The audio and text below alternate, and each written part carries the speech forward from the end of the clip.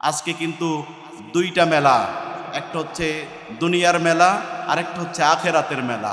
আল্লাহ তাআলা আমাদেরকে আখেরাতের মেলায় অংশগ্রহণের সুযোগ দিয়েছেন, ঠিক কিনা বলেন? আপনারা সবাই জানেন একটা মেলা চলছে, বাজারে চলছে না? সেই মেলা থেকে আল্লাহ তাআলা আমাদেরকে বাছাই করে করে আখেরাতের মেলায়, জান্নাতের মেলায়, কোরআনের মেলায়, ইসলামী মেলায়, ওলামায়ে কেরামের মেলায় একত্রিত হওয়ার তৌফিক যিনি দিয়েছেন তিনি কে? এভাবে করে প্রত্যেকটা ভালো কাজে আমরা অংশগ্রহণ করব। রাজি আছেন? অতীতে আমাদের দেশে ছিল জারি সারি ভাটিয়ালি এবং নানা ধরনের অশ্লীল বেহায়াপনা, যাত্রা, জারিপালা ছিল কি ছিল না? সেই জারিপালা, সিনেমা, নানা ধরনের বেহায়াপনা, অশ্লীলতা এই কোরআনের ময়দান কায়েম হওয়ার মাধ্যমে, এই তাফসিরুল কোরআন কায়েম হওয়ার মাধ্যমে সেগুলো বিদূরিত হয়েছে, ঠিক কিনা বলে? আজকে নতুনভাবে আবার ষড়যন্ত্র শুরু হয়েছে। ব্যবসায়িক মেলার নাম দিয়ে সেখানে নারী পুরুষ অবাধে মেলামেশা করার সুযোগ করে দিয়ে সেই আগের সেই পুরনো সংস্কৃতিকে বাংলার জমিনে আবার চালু করতে চায়, ঠিক কিনা বলে? 90% মুসলমানের দেশে, 90-92% মুসলমানের দেশে সে অপসংস্কৃতিকে আবার পুনর্বাসিত করার সুযোগ দেওয়া হবে না, হবে না, হবে না। রাজি আছেন মুসলমান? এই জাতীয় অপসংস্কৃতিকে প্রতিহত করতে প্রস্তুত কারা কারা? হাত তুলে আল্লাহকে দেখায়। আল্লাহ কবুল করুন।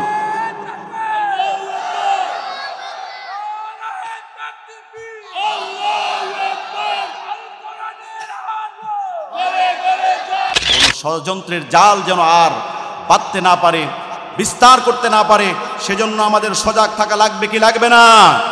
কোরআনের সংস্কৃতি, ইসলামী সংস্কৃতি, ইসলামী ভাব দ্বারা আমরা এটাকে অব্যাহত রাখবো, এটাকে আরো বেগবান করব। রাজি আছেন কিনা? সম্মানিত সুধী মণ্ডলী, আমরা যারা এখানে একত্রিত হয়েছি, আমরা কি ঠকে গেছি? কথা বলেন, ঠকে গেছি? আমরা যারা একত্রিত হয়েছি অবশ্যই রহমতের বাগানে একত্রিত হয়েছি, আলহামদুলিল্লাহ। কন যেখানে কোরআনের আলোচনা হয়, নবীজি সাল্লাল্লাহু আলাইহি ওয়াসাল্লামের হাদিসের ঘোষণা, সেখানে রহমতের ফেরেশতারা চতুর্দিকে বেষ্টন করে রাখে। সুবহানাল্লাহ। আল্লাহর পক্ষ থেকে শান্তি, সাকিনা, রহমত নাজিল হতে থাকে। খুশি না বেজার? আল্লাহর হাবিব বলেন, ওমা ইস্তামা কওমুন ফি বাইতিম মিন বুয়ুতিল্লাহি ইয়াতলুনা কিতাবাল্লাহি ওয়া ইয়াতাযাকারুনাহু বাইনাহুম ইল্লা নাযালাত আলাইহিমুস সাকিনা ওয়া হাফফাতুহুমুল মালায়েকা ওয়া যাকারাহুমুল্লাহু ফি মান ইনদাহু। জোরে জোরে বলেন আল্লাহু আকবার। যে জায়গায় কোরআনের মজলিস কায়েম হয়, যেখানে কোরআনের তাফসীর হয়, আলোচনা হয়, সেই জায়গা আল্লাহর পক্ষ থেকে শান্তি, সাকিনা অবারিত নাজিল হতে থাকে। শুধু তাই নয়, আল্লাহর পর রহমতের ফেরেশতারা এই বান্দাদেরকে চতুর্দিকে পাহারা দিতে থাকে। যারা বসে বসে কোরআনের আলোচনা শুনে করে, আলোচনা শ্রবণ করে এবং আলোচনা করে, এই বান্দাদেরকে মহান আল্লাহ রাব্বুল আলামিন আরশে আজিমে বসে বসে স্মরণ করতে থাকে। নারায়ে তাকবীর। আমার আল্লাহ আমাকে স্মরণ করছেন, এতে কোনো সন্দেহ আছে আপনাদের? ওয়াযাকারাহুমুল্লাহু ফী মান ইনদাহু। আল্লাহ তাআলার কাছে মালায়েকাতুল মুকাররাবিন যত ফেরেশতা আছেন, তাদের সামনে মহান আল্লাহ আপনাকে আমাকে নাম ধরে ধরে স্মরণ করছেন। সুবহানাল্লাহ। খুশি না বেজার? আল্লাহ তাআলা আমাদেরকে কোরআনের ময়দানে বেশি বেশি সময় দেওয়ার তৌফিক দান করুন। অতীতে পিছনের সেই সালফে সালেহিন এই কোরআনকে বুকে ধারণ করার কারণে তারা সম্মানিত হয়েছেন, ঈমানকে মজবুত করার কারণে তারা সম্মানিত হয়েছেন। কথা বলেন ঠিক কিনা? আমরাও যদি কোরআনকে ধারণ করতে পারি, কোরআনের খেদমতে নিজেকে আত্মনিয়োগ করতে পারি, ঈমানকে মজবুত করতে পারি, তাহলে আমার আপনার সম্মান বৃদ্ধি করে দিবেন কে? কবি বলেন, ওই জমানে মে মুআজ্জাজ থে মুসলমান হোকর और तुम खारे बनी हो तारे के कुरआन फर। সে জামানার লোকেরা কোরআনকে বুকে ধারণ করার কারণে, ইমানের বলে বলিয়ান হওয়ার কারণে যেখানেই তারা গিয়েছে সেখানে বিজয় নিশ্চিত করে দিয়েছেন কে? সম্মান তাদেরকে দিয়েছেন কে? আর আজকে পৃথিবীতে মুসলমানের সংখ্যা অধিক পরিমাণে হওয়া সত্ত্বেও কোরআনকে ছেড়ে দেওয়ার কারণে, কোরআন থেকে দূরে সরে যাওয়ার কারণে আজকে আমরা অপদস্থ, নির্যাতিত, নিষ্পেষিত, লাঞ্ছিত, পদধলিত। কথা বলেন ঠিক কিনা? চলে সেই কোরআনকে আঁকড়ে ধরতে রাজি আছেন? কবি বলেন, এক হাত মে কোরআন है और एक हाथ में तलवार है, कुव्वते बाजो भी अगर कुव्वते ईमान है। एक हाथ में कुरान है और एक हाथ में तलवार है, कुव्वते बाजो भी अगर कुव्वते ईमान है। नाराए तकबीर। ও দুনিয়ার মানুষ, ও ইমানদার মুসলমান, তোমরা যদি ইমানের বলে বলিয়ান হয়, এক হাতে তলোয়ার এবং এক হাতে কোরআন নিয়ে জিহাদের ময়দানে ঝাঁপিয়ে পড়ো, আল্লাহর জমিনে আল্লাহর দ্বীন কায়েমের জন্য ঝাঁপিয়ে পড়ো, তাহলে তোমার বাজুর ভিতরে শক্তি বৃদ্ধি করে দিবেন কে? ইমানের বলে বলিয়ান হয়ে ময়দানে ঝাঁপিয়ে পড়লেন, কোরআন হাতে নিয়ে ময়দানে ঝাঁপিয়ে পড়লেন, তোমাকে শক্তি, সাহস, হিম্মত বৃদ্ধি করে দিবেন কে? মুসলমান, বদরের প্রান্তরে মুসলমানের সংখ্যা ছিল মাত্র 313। জোরে বলেন কত? কাফের মুশরিকদের সংখ্যা ছিল হাজারের ঊর্ধ্বে। মুজাহিদ বলেন, নবীজির সাহাবী 313 জনের একজন বলেন, আমি মাত্র খেজুরের একটা ঢাল হাতে নিলাম, ময়দানে ঝাঁপিয়ে পড়লাম, শত্রুপক্ষ আক্রমণ করার সঙ্গে সঙ্গে আমি খেজুরের ঢাল দিয়ে তার গর্দানে আঘাত করলাম। আমি লক্ষ্য করলাম এই খেজুরের আঘাতে তার গর্দানটা দ্বিখণ্ডিত হয়ে মাটিতে ছটফট করতে আরম্ভ করলো। নারায়ে তাকবীর। প্রিয় হাজিরিন, এই মদদ, এই সাহায্য, এই শক্তি, হিম্মত তাদেরকে দিয়েছেন কে? ওই খেজুরের ঢালটাই তাদের জন্য তরবারিতে রূপান্তরিত করে দিয়েছেন কে? সে কথাটাই মহান আল্লাহ রাব্বুল আলামিন বলেন, ওয়ালাকাদ নাসারাকুমুল্লাহু বিবদরিন ওয়া আনতুম আযিল্লাহ। ও আমার ইমানদার বদরি সাহাবী মুসলমান, ও মুসলমানরা, বদরের প্রান্তরে তোমরা ছিলে একেবারে দুর্বল, অস্ত্রে শস্ত্রে অত্যন্ত দুর্বল, জনসংখ্যা ছিল তোমাদের একেবারে কম। আমি আল্লাহ রাব্বুল আলামিন দয়া করে তোমাদেরকে মদদ দান করেছি, শক্তি, সাহস দান করেছি। জোরে জোরে বলেন আল্লাহু আকবার।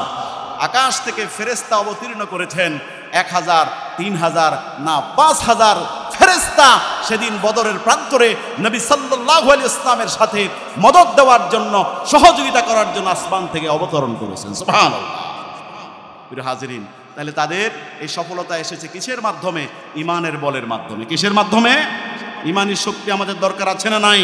আজকে ইমানের শক্তি আমাদের নিবু নিবু পর্যায়ে। আসুন, ইমানের পাওয়ার বৃদ্ধি করার জন্য এই তাফসিরুল কোরআন মাহফিল, ইমানের পাওয়ার বৃদ্ধি করার জন্য ওয়াজ মাহফিল, ইসালে সওয়াবের মাহফিল, ঠিক কিনা?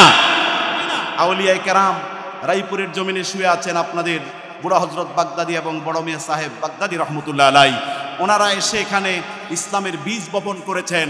ওনারা এসেছে এখানে কোনো প্রকারের গান বাদ্য, তারপরে ঢোল তবলার আয়োজন করেননি, বরং হক পন্থায় এদেশের মানুষের মাঝে ইসলাম ছড়িয়ে দেওয়ার জন্য, কোরআনের আলো বিচ্ছুরিত করবার জন্য কোরআনের প্রতিষ্ঠান কায়েম করেছেন, মসজিদ করেছেন, মাদ্রাসা করেছেন, খানকা করেছেন, মানুষদেরকে দিনের পর দিন ইসলামের দিকে আহ্বান করেছেন। বলেন ঠিক কিনা? তাদের সেই স্থাপত্য শৈলী এবং তাদের সেই শিল্পীর মধ্যে রয়েছে ঐতিহ্যবাহী দ্বীনি শিক্ষা প্রতিষ্ঠান রায়পুর কামিল এমএ মাদ্রাসা, ঠিক কিনা? এবং রায়পুর বড় মসজিদ, রায়পুরের মধ্যবাজার জামে মসজিদ, পীরবাড়ি জামে মসজিদ সহকারে শত শত মসজিদ এবং মাদ্রাসা এই পীরে কামেলদের হাতে নির্মিত। আল্লাহু আকবার। সুতরাং আজকে আমাদের মাথায় টুপি, মুখে দাড়ি, আমরা ইসলামকে অনুসরণ করি, ইসলামের রীতি, কালচার, সভ্যতাকে মেনে চলি, এটার বীজ বপন করেছেন আউলিয়ায়ে কেরাম, আওলাদে রাসূল, আউলিয়ায়ে কেরাম, ঠিক কিনা মুসলমান? তাহলে আউলিয়ায়ে কেরামদের সাথে আমরা থাকতে রাজি আছি? জোরে বলেন রাজি আছি? ওলামায়ে কেরাম, পীর মাশায়েখ এবং আওলাদে রাসূলের হাতকে শক্তিশালী করার জন্য যদি সব সময় আমাদেরকে আহ্বান করা হয়, যদি আমাদেরকে ডাক দেওয়া হয়, সেই ডাকে সাড়া দিতে প্রস্তুত আছে কিনা? কারা কারা প্রস্তুত? হাত তুলে আল্লাহকে দেখায়। আল্লাহ কবুল করুন, বলি আমিন। সৎসঙ্গে স্বর্গে বাস, অসৎসঙ্গে সর্বনাশ।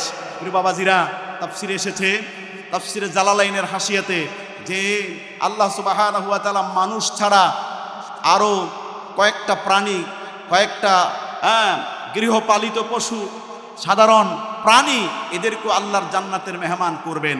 এর মধ্যে একটা প্রাণী আছে আসহাবে কাহাফের কুকুর। সে আসহাবে কাহাফের ঘটনা অনেক লম্বা, আমি সেদিকে যাব না। সূরা কাহাফে আল্লাহ তাআলা সেটা বর্ণনা করেছেন। তৎকালীন খ্রিস্টান বাদশাহ তাদের মৃত্যুদণ্ড জারি করলো, কারণ তাদের অপরাধ ছিল তারা এক আল্লাহর প্রতি ঈমান এনেছে, মানুষদেরকে এক আল্লাহর দিকে, দ্বীনের দিকে, ইসলামের দিকে আহ্বান করেছে। আল্লাহু আকবার। সেই 7 যুবক, এরা সংখ্যায় ছিল 7 জন। জোর বলেন কয়জন? 7 যুবক। এদের বিরুদ্ধে যখন হুলিয়া জারি করলো, মৃত্যুদণ্ড জারি করলো, তারা সেই বাদশার রাজ্য থেকে রাতের অন্ধকারে সেই রাজ্য ছেড়ে অন্যত্র পালাবার জন্য তারা রওনা করলেন। তারা যখন দেশ ত্যাগ করলেন, তাদের সাথে সাথে একটা কুকুরও রওনা করলো। কি রওনা করলো? কুকুর। সেই কুকুরটির নাম কোরআনুল কারীমে আল্লাহ উল্লেখ করেছেন, যেটার নাম দেওয়া হয়েছে কিতমির। নাম কি? প্রিয় বাবাজিরা, আল্লাহর জান্নাতের মেহমান মানুষ এবং জিনেরা হবে, কিন্তু আল্লাহ তাআলা বিশেষ কয়েকটা প্রাণীকে তাদেরকে আল্লাহ তাআলা জীবিত রেখে সেই কিয়ামতের হিসাব নিকাশের পরে ওদেরকেও জান্নাতের মেহমান হিসাবে কবুল করেছেন। নারায়ে তাকবীর।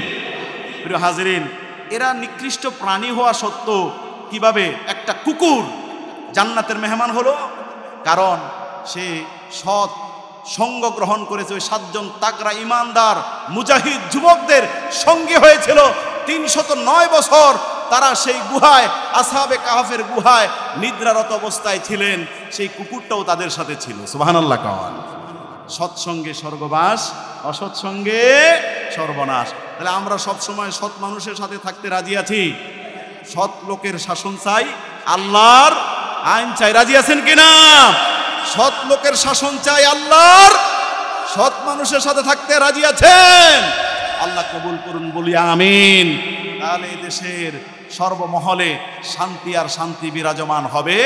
আমরাও ওই সৎ মানুষের সাথে থেকে থেকে আমাদের সকল প্রকারের গুনাহ, আমাদের পাপ, আমাদের সব ধরনের অন্যায় ধুয়ে মুছে আমরাও তাদের মতো সৎ মানুষ হয়ে যেতে পারবো ইনশাআল্লাহ। সঙ্গ দেখে লোক চেনা যায়, এজন্য আমাদের সঙ্গ গ্রহণ করতে হবে যাচাই বাছাই করে। আল্লাহ কবুল করুন।